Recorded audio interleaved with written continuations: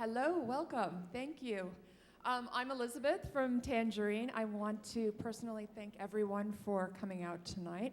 I know there are a lot of conferences going on in town this week, but we are especially thrilled to be able to offer this to you guys tonight for free in true digital fashion. This is an amazing panel that we've pulled together, and tonight we are going to talk about digital culture. And this really came to us through you guys, our clients. We were getting a lot of questions about the role of digital, how to recruit for digital, what the future of digital is going to be within the agency. And we thought it would be a great idea to get everybody together to talk about what's going on and what's going to happen in the future and what's happening today. So thank you again for coming. I would love to actually introduce our moderator for tonight. His name is John Winsor. He is, I'm not going to mess this up. He is VP, Executive Director of Strategy and Product Innovation at Crispin, Porter and Bogusky. Thank you for coming out. That's a good place. He is also Came the longest way, haven't you? He is also a prolific author, and just a few days ago have released a book called Baked In, Creating Products and Businesses That Market Themselves. If you go to Amazon, you can pre-order that book. And if that's not enough, on his free time, he is an extreme sports enthusiast and rock climbs 5 times a week, you know, just when he can fit it in.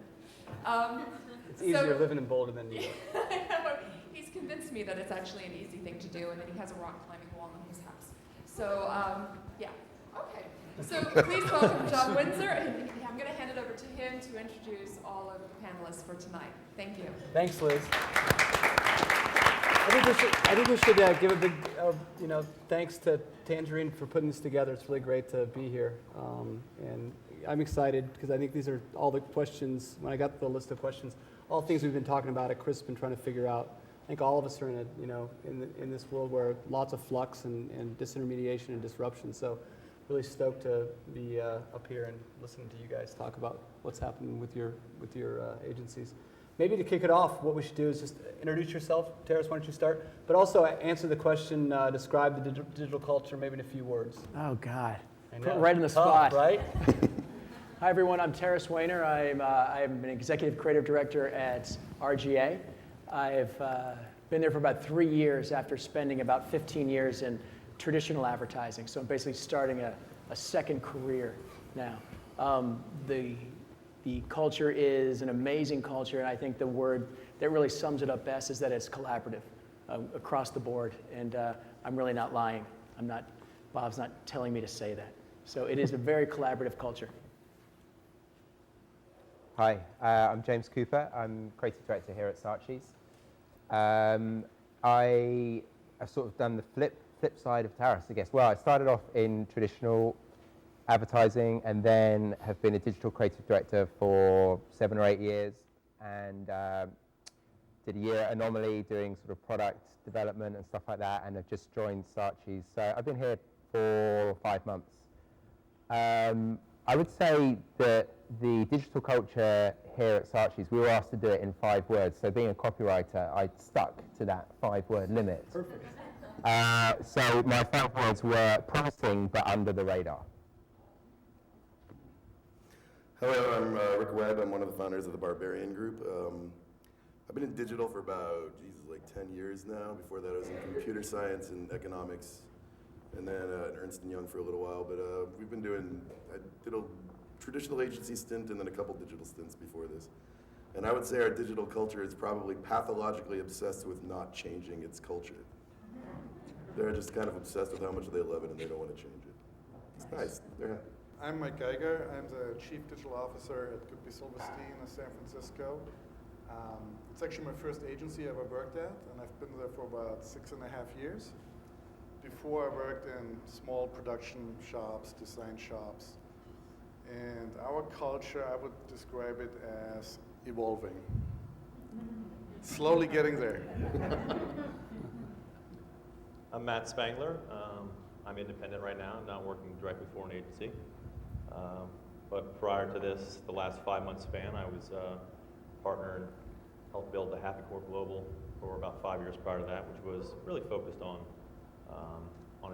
be called a digital agency, so to speak. And in that particular context, I don't think that digital culture was really much different than regular culture inside of our company. So I had no difference really as a phrase, so to speak. That was under the 5 words.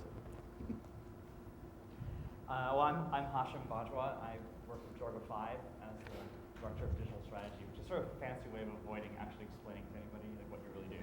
So what does that really mean? And I was, for the last month, I've been at Droga. Prior to that, I was at Goodby for about 4 years. And before that, I was here in New York in a few different roles, but I started at the UN. And so I sold out and went into advertising, waiting for the sellout part to actually come. And then so my role actually, though, at the agency is more of just trying to say what are innovative things happening with technology to actually sort of be proactive enough to look outward and bring that into the company and apply it to our creative work, to help inject that into our culture, to help our clients and creatives sort of learn about those things. I would define, I think, our digital culture as one of, it's a very young agency, only 3 years old. So I look at technology and I see how that world is evolving and changing is also very young, whether it's the internet or anything else around that. It's been built from that.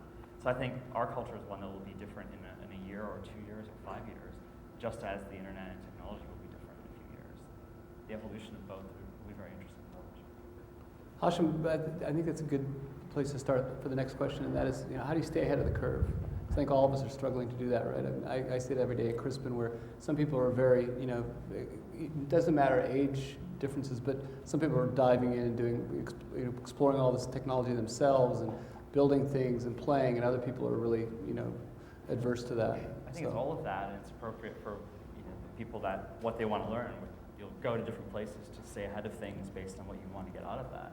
I actually just had a great conversation with an old colleague of mine who currently works at Saatchi, and was telling me about a great event she went to where it was the Board of Education putting together this really dynamic event about how education is changing. And it's nothing to do with technology, in fact, but there's principles of innovation in what they're doing in what is a very staid world of education hasn't changed all that much. And so I'm actually fascinated to tap into things like that are completely outside of what we do, to actually try to stay ahead of where the thinking is changing. So for me, it's trying to actually get plugged into, if it's Silicon Valley, true Silicon Valley, not advertising in Silicon Valley, that's something. Or if it's learning about the automotive industry and saying Tesla Motors is the company that's trying to do new things, well, what makes them new? What do they do? We have no shortage of information flows, and we're all congested with that. So I try to just sort of find the bits that are most relevant to my work and get outside of sort of the field as much as I can, for me.